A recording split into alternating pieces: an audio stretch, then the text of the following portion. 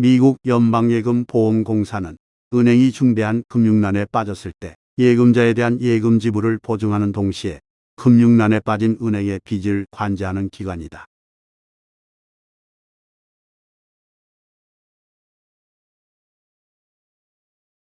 And then we think about when we need to be transparent. And I know that there's going to be a temptation for us to say, for people to say, FDIC should just lay it all out there. Say what you're going to do every step along the way. And that pre-commitment will help improve confidence. But we also need to be mindful of the need for FDIC to have operational flexibility to adjust to the specific facts and circumstances on the ground. You know, what are the things that would be helpful to get out in the public domain to improve confidence now?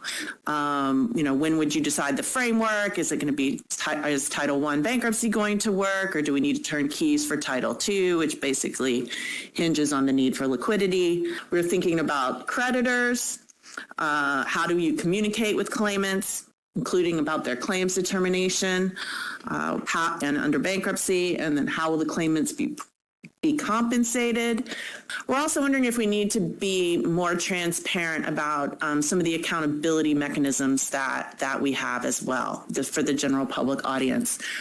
First of all, I'd like to praise the FDIC for its unrelenting pressures to have more disclosure under the actual public reports. I think they have been very helpful. Second, I guess I am a bit pessimistic about your ability to communicate with the people who really need to know in terms of a crisis. And this is partly from my experience of teaching this stuff. There was a lot of interest just after the crisis. It's dwindled over time, and so people are sort of less and less interested in getting into the nitty-gritty and some of the really interesting developments. So I would think your strategy ought to be to disclose as much as possible to people who professionally need to know about it. And that would certainly include the ratings agencies and the people within the banks who are responsible for these judgments. And simply have publicly available a place where people can go if they need to know more. Because we're dealing with a society where people are getting their information in tweets. There's just no patience, I think, for going through the elaborate and careful planning that has gone on. It should be there. It should be accessible when people need to know. But I don't think you have much hope of reaching a public that doesn't have a professional need to know. I completely agree with that. I almost think you'd scare the public if you put this out. Like, why are they telling me this? Should I be concerned about my bank? Like, my insurance company doesn't tell me what they're doing with my assets. They just assume they're going to pay my claim. Right? I think you've got to think of the unintended consequences of taking a public that has more full faith and confidence in the banking system than maybe people in this room do. That we want them to have full faith and confidence in the banking system. They know the FDIC insurance is there. They know it works. They put their money in. They're going to get their money out. So there's a select crowd of people that are in the institutional side. And if they want to understand this, they're going to find a way to understand this. There's a bunch of law firms represented in this room. There's a bunch of people that charge them by the hour a lot of money to explain this all to them. And it's fine. I don't have a problem with that. And they all have huge staffs. But I would be careful about the unintended consequences of starting to blast too much of this out in the general public. So I'd like to take a slightly different view, maybe a middle ground in the center. First of all, I think, Susan and Betsy, what you've done and the thoughtfulness here is extraordinary, and I want to give you respect for it.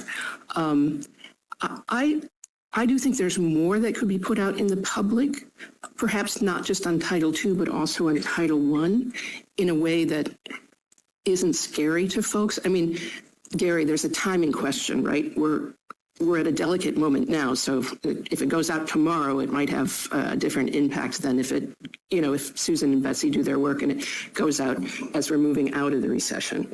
But I'm very big on transparency. I think transparency leads to accountability. The FDIC has to have flexibility. So there are some ways that you could get out some basics, which say, we could do this, we could do that.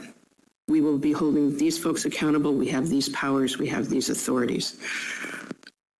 Without putting too much out there, I get that we live in a tweet world, but you know that 1994 book that the FDIC did on this, I mean, that's a Bible, right? And so folks who want to know about it want to know about it.